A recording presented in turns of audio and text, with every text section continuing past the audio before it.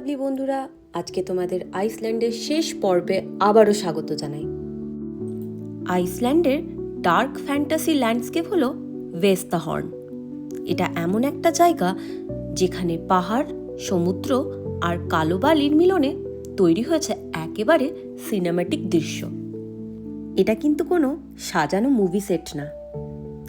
Sharp black mountains যেন নাইফের মতন ধারালো, সামনে সমুদ্র আর নিচে রয়েছে ব্ল্যাক স্যান্ড বিচ।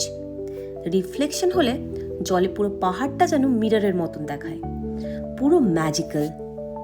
তবে এটা পুরোটাই লাকের ওপর, শাইনি হলে দেখতে দারুণ লাগে। তাহনের অপোজিট দিকেই ব্যাটের ডানার মতন ছড়িয়ে থাকা ব্যাট মাউন্টেন রয়েছে।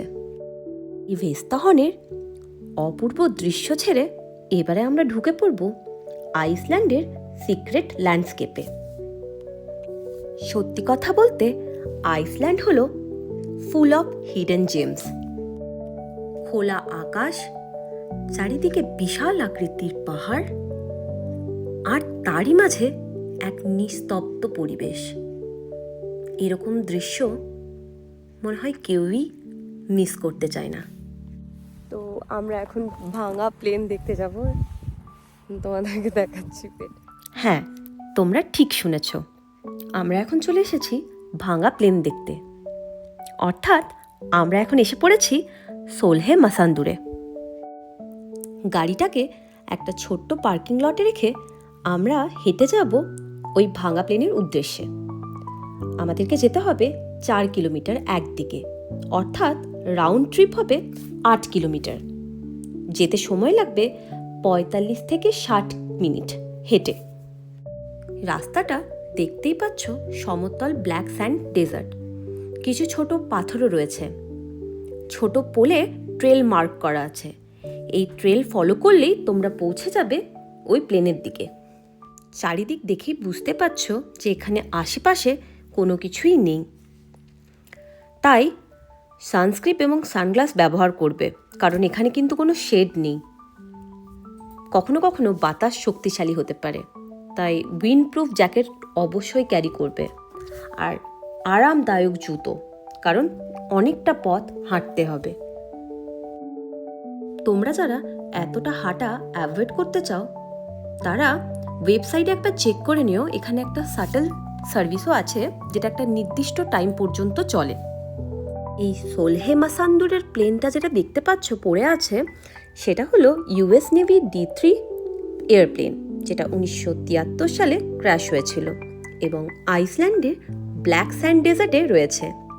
গুড নিউজ যে সবাই বেঁচে গিয়েছিল এই প্লেন থেকে, কিন্তু প্লেনটা আজও এখানে পড়ে রয়েছে এবং বিভিন্ন গানের শুটিংয়ে তোমরা এই প্লেনটার দৃশ্য দেখতে পাবে, যার মধ্যে গেরুয়া গানের একটা সিনে এই প্লেনটা দেখা গেছে।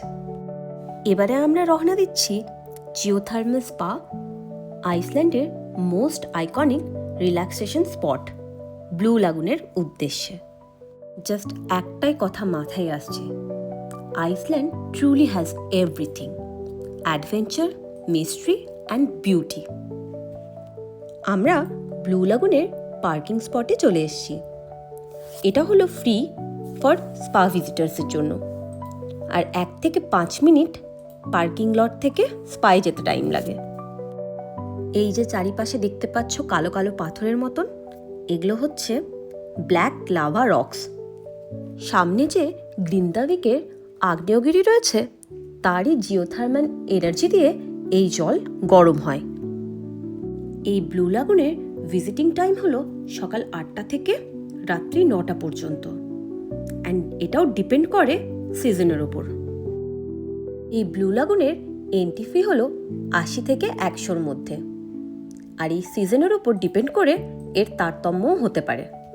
এই কমফর্ট টিকিটের মধ্যেই তোমরা অ্যাক্সেস করতে পারবে লাগুন, সৌনা, স্টিম বাথ আর কোল্ড পুল। সাথে থাকবে সিলিকা মাড মাস্ক, টাওয়াল এবং শাওয়ার অ্যামিনিটিসও রয়েছে, আর ওরা একটা নন অ্যালকোহলিক ড্রিঙ্কসও দেবে।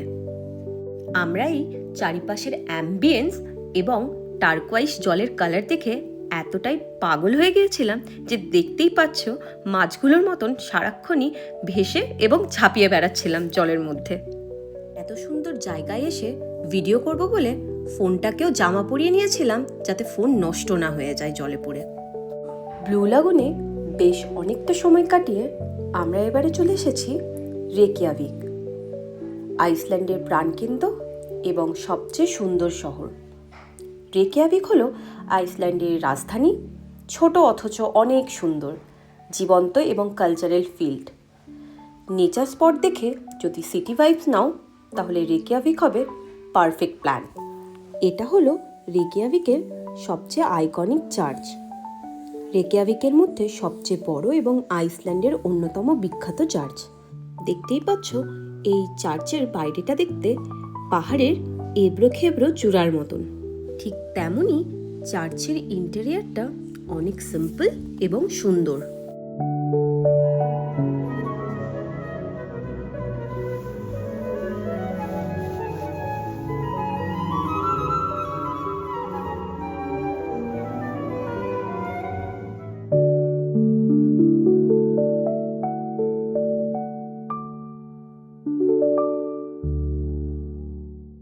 রেকিয়াভিকের সবচেয়ে জয়ফুল রাস্তা স্কোলা ভোর্দুস্তিগুর রেনবো রোডের সামনে আমরা চলে এসেছি।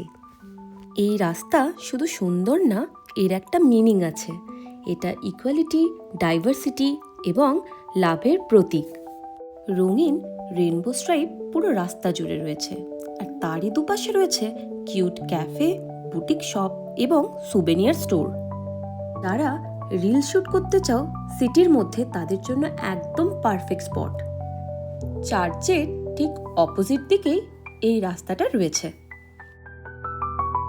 আইসল্যান্ডের ওয়েদার একদম ভরসাযোগ্য নয়। আজকে রোদ, 5 মিনিট পরে বৃষ্টি, তারপরে হাওয়া, আর একটু পরেই রেনবো দেখা যায়। একদিনেই 4 ঋতু ফিল করা যায়। বৃষ্টি, ঠান্ডা হাওয়া, আইসল্যান্ডিক ওয়েদার এনজয় করতে করতে আমরা এবারে চলে যাচ্ছি টেকটনিক প্লেটস দেখতে। এটা নেক্সট লেভেল এক্সপিরিয়েন্স। আমাদের গন্তব্য হলো থিং ভ্যালির ন্যাশনাল পার্কের দিকে। ওই এরিয়াতে শুধু টেকটনিক প্লেটই না, সুন্দর ওয়াটারফলও আছে। মানে আইসল্যান্ড এমন একটা দেশ, এক জায়গায় যেন নেচার সব কিছু এনে দিয়েছে। ভাবো, পৃথিবী একটা ডিমের খোসার মতো। ডিমের খোসা যেমন অনেক ফাটল দিয়ে টুকরো টুকরো হয়, তেমনি পৃথিবীর ওপরের শক্ত অংশও অনেক বড় বড় টুকরোতে ভাগ হয়ে যায়। এই বড় টুকরোগুলোই হলো টেকটনিক প্লেটস।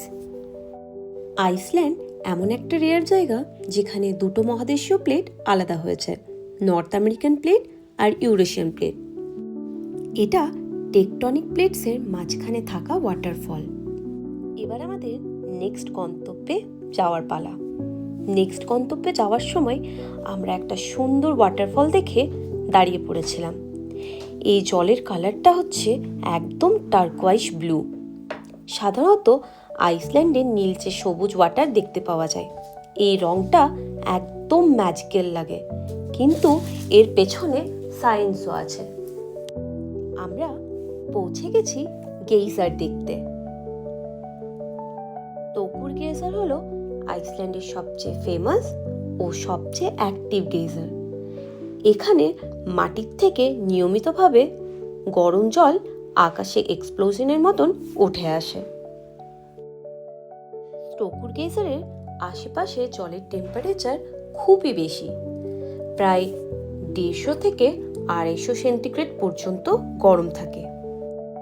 এই জলে হাত দেওয়া খুবই বিপজ্জনক। জলের ওপরে স্টিম উঠলেও নিচের জল সেদ্ধ হওয়ার মতনই গরম থাকে। মাটির নিচে ভলকানিক হিট, জল রক লেয়ার্সের মধ্যে আটকে থাকে। তারপরই প্রেশার বাড়তে থাকে আর হঠাৎ করে গেইজার ইরাপশন হয়। জল প্রায় 15 থেকে 30 মিটার পর্যন্ত উপরে উঠে যায়। এই পুরো প্রসেসটাই নেচারের লাইভ পারফরমেন্স। সাধারণত 5 থেকে 10 মিনিট পর পর এই ইরাপশন হতে থাকে। ইরাপশনের আগের মুহূর্তে জল ব্লু বাবলের মতন দেখা যায়, তারপর ডোমসের মতন ফুলে ওঠে। সবাই চুপ, বুম। যেন 1 সেকেন্ডেই আকাশে ফুটন্ত জল ছুড়ে দেয় এই স্টোকুর গেজার। এই লালচে ক্রেটারের মধ্যে জল জমে কি সুন্দর দৃশ্য তৈরি করেছে। আইসল্যান্ডের যেদিকেই তাকাচ্ছি ওয়াটারফল আর ওয়াটারফল। আমরা আবার একটা ওয়াটারফল দেখে দাঁড়িয়ে পড়েছিলাম। এই ওয়াটারফলটাও খুব ফেমাস ওয়াটারফল। আইসল্যান্ডের এত সুন্দর টাইম কাটিয়ে এবার আমাদের মন খারাপের দিন, বাড়ি ফেরার দিন। আমরা যেখান থেকে গাড়ি রেন্ট করেছিলাম সেখানেই আমাদের গাড়ি ফেরত দিলাম। আমার আইসল্যান্ড পর্ব এখানেই শেষ হলো। ব্লগটা কেমন লাগলো অবশ্যই জানাতে ভুলবে না। যদি একটুও ভালো লেগে থাকে লাইক, শেয়ার এবং সাবস্ক্রাইব করতে ভুলবে না। আপাতত ভালো থাকবে, ভালো লাগবে। Love you all and take care.